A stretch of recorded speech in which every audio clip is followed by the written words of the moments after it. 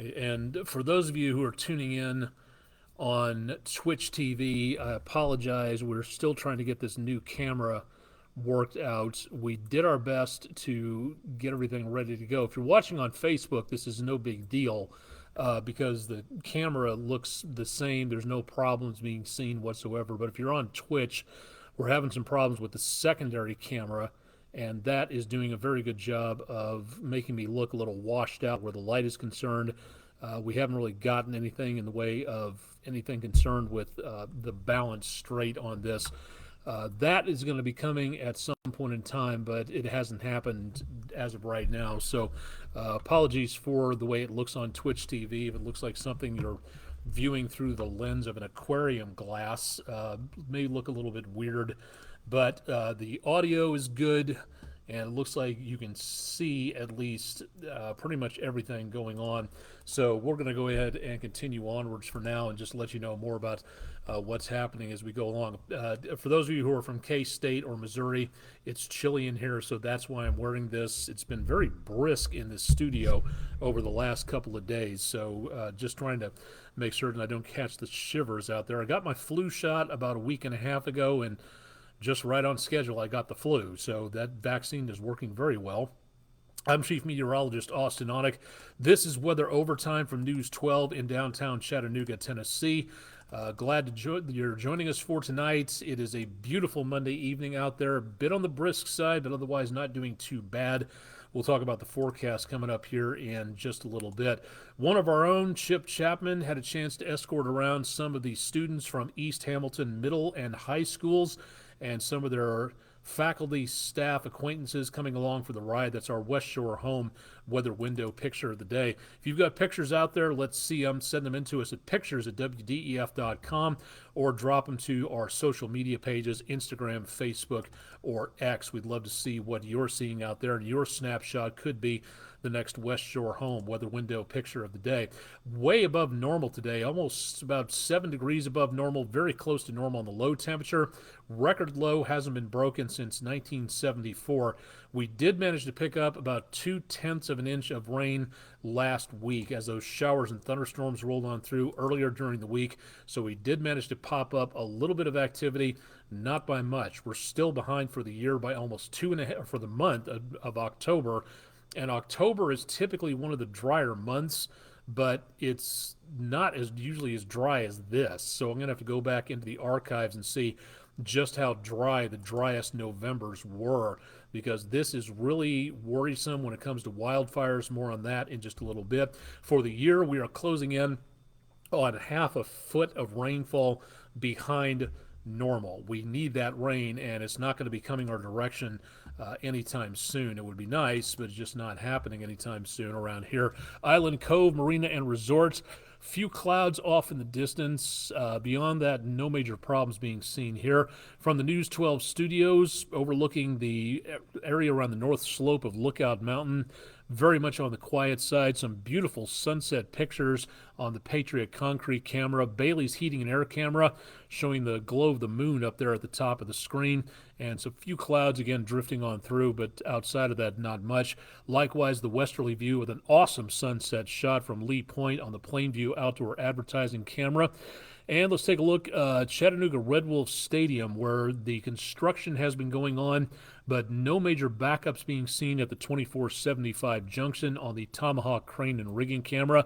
And from Speedy's Total Car Care camera at the Chattanooga Theater Center, quiet, placid, on the cool side. It's been a beautiful evening. Temperatures have dropped into the mid to upper 50s, and winds are calm at this time, so not looking at anything really huge. Temperatures at the top of the hour, again, we are back in the 50s across much of the area.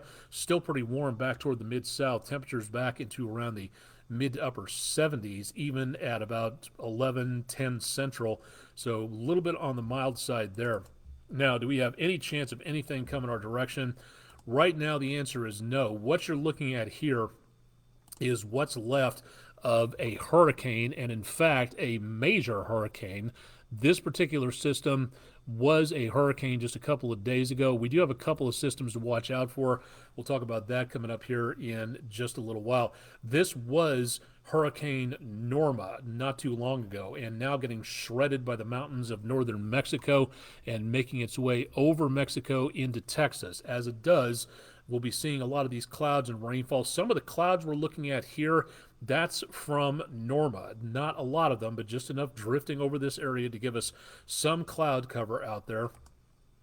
And that is about the extent of what we're going to get out of this. We put this into motion and we zoom out a little farther to see what we're looking at here. Again, the National Hurricane Center has stopped issuing advisories on Norma because it's no longer a tropical system. It's over the surface of the land, so therefore it falls to the Weather Prediction Center to watch more about what goes on here. This system combined with this system off the East Coast and right on the East Coast, that area of high pressure, that's going to help to channel a lot of moisture back up to the mid sections of the country. I would almost say this is not exactly great timing because as this motion goes along, it's going to push that moisture up and into the mid section of the country. Not great news for the wheat harvest, but most of the wheat harvest is pretty much done at this time of the year, so hopefully that won't impede too much of any progress. And this is an area of the country that has a lot of drought situational problems, even more than what we are seeing here. So high pressure keeping us nice and dry and comfortable, and it's a beautiful couple of days stretched out over the 7-day forecast, yes, but unfortunately it's going to keep all this moisture away from us, and we really desperately need that.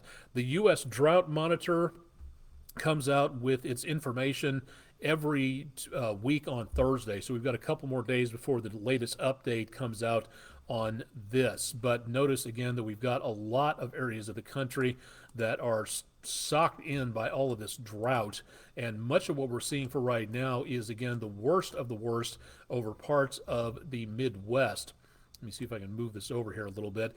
Back into around Oklahoma, Texas, Kansas, Missouri, Nebraska, Iowa, up into even Wisconsin, they're seeing extreme or even exceptional drought in the dark red category, and that's not good for the crops, that's not good for the environment, that's not good for fire danger. There's a lot of that going on at this point in time, and even into around southern Mississippi, southeast Texas, and most of Louisiana under an exceptional drought situation, so wildfires could be an issue there. Now, for us in the News 12 viewing area, we are under, for the most part, a severe drought situation, and the extreme drought situation well on down to the south and to the east. Most of the northern, eastern, and southeastern counties are under a moderate drought situation. So the worst of the worst is in this darker brown area here. That means, again, that not good for crops, not good for the possibilities of wildfires being contained because of the dry foliage that we have out there. And in fact, we have had quite a lot of problems with that, including into around portions of the area. The bright red dots are what has popped up in just about the last 6 to 12 hours. The orange and yellows are ones that have been reported 24 hours ago plus. So a good deal of these brand new spot fires. Now, again, some of these are agricultural burn-offs, but a lot of this is due to the fact that we've got new fires being created, a stray spark, a welding torch creating a problem, lighting something on fire, a hot tailpipe up against very dry grass. Anything like that could start these things off, and that's exactly what we're looking at. And unfortunately, that's exactly what we're not going to be seeing the end of this anytime soon, especially into the next couple of days. So for tonight into tomorrow morning, we're looking at chilly conditions, not exactly overly cold, but numbers back in the mid to upper 50s to mid to upper 40s. Mid to upper 70s, very warm tomorrow, plenty of sunshine, a few clouds drifting on through from parts of the area. Back in the 40s and 50s for Wednesday morning for very dry conditions there. Upper 70s, possibly even 80 degrees if we see a decent amount of sunshine out there. And then into around Thursday, let me see if we got Thursday afternoon yet. Temperatures closing in on 80 degrees by Thursday afternoon. So temperatures going above normal, staying above normal, just above normal, not seeing a lot of record highs anytime soon. So that's good news, but it will be a possible problem to see the potential of more of that dry weather continuing for at least the next few days. Truth be told, and everything that works for right now in the forecast is showing on the computer models. The next best chance of anything involving rainfall is going to be coming up, it looks like, on Halloween, before the ghosts and goblins get nervous about that, getting the trick or treat bucket ready to go. I don't think this is going to be a major problem for now, and here's why. We're looking again at high pressure, and we'll come back to this graphic here in just a little bit. That area of high pressure, that's those circular black lines, the isobars showing the lines of equal pressure, that is where the high pressure is for right now. This is what's left of Norma coming up from the Pacific over Mexico. Notice again, all of that for the most part gets shunted back to the north, and if we get anything out of this, it's going to be just clouds and maybe a speckle of rain back to the west of us if we're lucky. Then we get into around the area of Halloween in the evening. Yes, there is some markers of rain showers out there, but notice again, it's very light green. I don't see any markers of anything involving heavy rain, no severe weather out there, nothing showing up in the way of problems for now.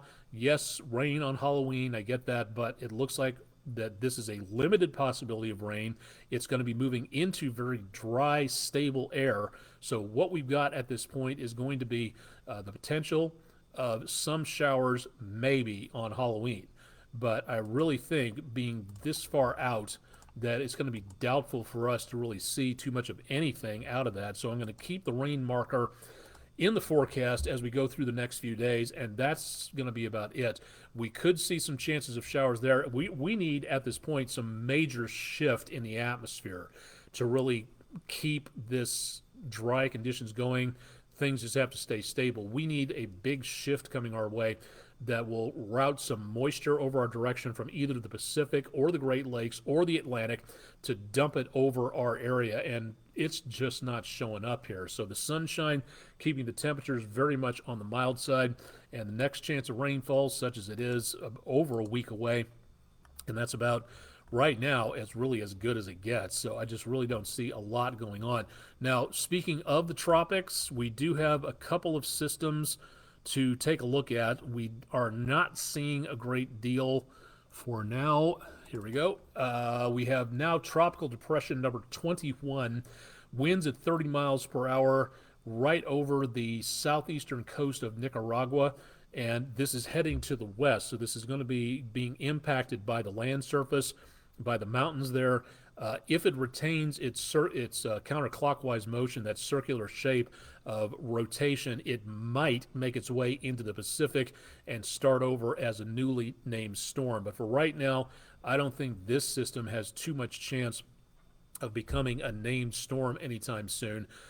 If it does, we have two names left in the year. We have Vincent, and what was done, Tammy, was a Whitney. Yes, we have V and W, and that's it. So we are closing in on the last month of hurricane season, but if we get any more new systems forming out here, we might have to start the Greek alphabet for the year, depending on what goes on if we run out of names once again. Tammy continues as a hurricane, but only just winds at about 75 miles an hour. It's moving to the northeast. It has now passed the area close to Puerto Rico and is now starting to make that turn. There were some signs over the last few days that this was shifting its way to the west even farther, but for now, it looks like that threat is going to continue onwards as a Category 1 storm, avoiding Bermuda, taking a bit of a curve back to the northwest. That's something we may have to watch for maybe New England's sake in about a week or so, but most of the models pushing this way up past Nova Scotia and into the North Atlantic, where the colder waters are going to sap the strength out of this thing.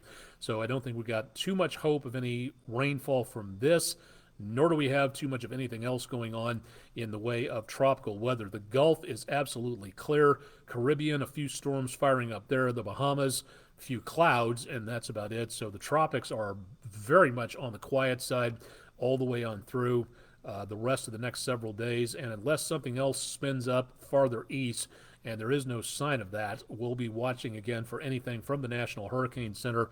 But it looks like that's pretty much going to be everything that we're taking a look at for right now. If you'd like to get some culture in the park, and one of my favorites from Shakespeare, The Winter's Tale, being presented by Scenic City Shakespeare. This forecast is for Saturday, but it's basically an identical forecast for Friday. The last two performances are coming up this Friday and Saturday. Again, it should be mild, should be a great forecast out there for a little bit of Shakespeare in the park. At Greenway Farm in Hickson. So if you have the opportunity to go out and take a look, call ahead, get your tickets now. Reservations are required, tickets are required. Admission is free, but this has been sold out in the last couple of weeks. So your opportunity to see this under the stars, a great opportunity to, again, get some nice Shakespeare outdoors. Not too bad in October at this time of the year. You will have to bring chairs. Seating is not provided, but again, it's a great opportunity to spend some time outdoors with some entertainment of yours, Zounds and Forsooth and all that, and the famous stage direction exit pursued by a bear from the bard himself. More information available at sceniccitysshakespeare.org. Good opportunity to see what's going on. We'll keep track of this forecast throughout the rest of the week. If I'm not mistaken, they were close to being out of tickets for Friday and Saturday, but I'm not sure. So go ahead and check them out at sceniccitysshakespeare.org for more. And all of this information you can find on my social media pages. Go ahead and look it up all over the place, so you can find me out there at some locations. Hit me up on chess.com or li.chess.org for more information on that. Teachers, administrators, if you'd like us to appear in your classroom, please let us know on the Food City Weather in the Classroom program.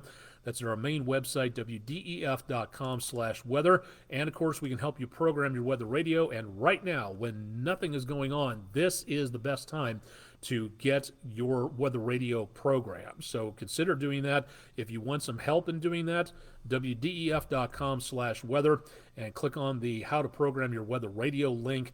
We'd love to be able to help you out with that. Stay safer with News 12. This is the place for weather safety, so we'll be glad to have you on, learn a little bit more on that. Let's see, finish up with one more thing here. Again, going out for a round of golf. Should be not too breezy tomorrow and very much on the mild side, so that extra bottle of water probably wouldn't be a bad idea. But no cardigan necessary for tomorrow, so no problem seeing there. If you're doing anything outdoors, fishing, camping, hiking, whatever, if it involves a campfire, make certain that you can build a campfire where you are going to if it's on public land. Some public lands forbid the use of campfires. Some of the places you can build campfires, but only if you do it properly with like 50 feet of cleared space around the campfire so nothing can catch light and go burning onwards from there. So for tomorrow, sunny, dry, winds out of the southwest, but an average day according to everything here for catching a fish. So not looking too bad into there, but mind the fire and anything involving sparks or flames. So please use caution there. We'll be posting this to our website, wdef.com/weather, so you can see it overnight if you want to.